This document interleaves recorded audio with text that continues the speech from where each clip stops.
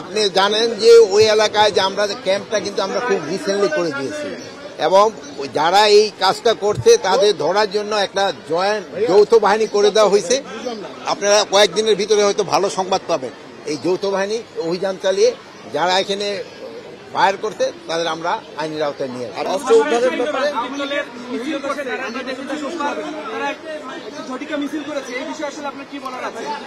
এখন অনেক ঝটিকা মিছিল করছে এবং যারা করছে তাদের ক্ষেত্রে 3 জনে কিন্তু ধরে ফেলছে।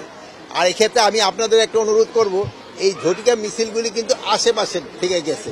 আপনারা যদি একটু আগে আমাদের একটু খবর দিয়ে দেন তা আমাদের একটু সুবিধা হয়। আমাদেরও ইন্টেলিজেন্স আছে, আমরাও খবর পাই, বাট আপনারা সবসময় খুব ভালো খবর দিয়ে থাকেন এবং আমাদের সাহায্য সহযোগিতা করেন থাকেন।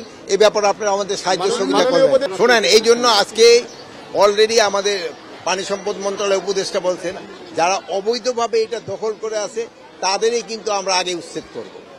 অবৈধভাবে যারা আছে আমাদের জায়গাটা আগে দখলে নিয়ে তারপরে কিন্তু আমরা খননে যাব।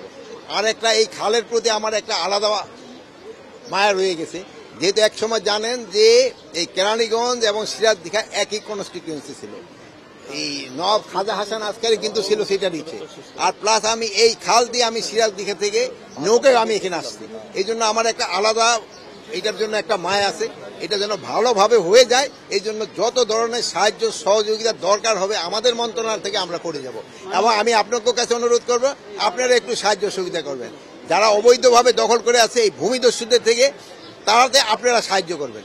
আপনারা যদি ভূমিদস্যুদের পক্ষ নেন তবে কিন্তু এটা সম্ভব। আপনার এলাকাবাসী, এটা আপনাদের সাহায্য এবং সহযোগিতা সবচেয়ে বেশি দরকার। যদি এলাকাবাসী সাহায্য সহযোগিতা করে তো এই খাল কারো শক্তি নেই এটা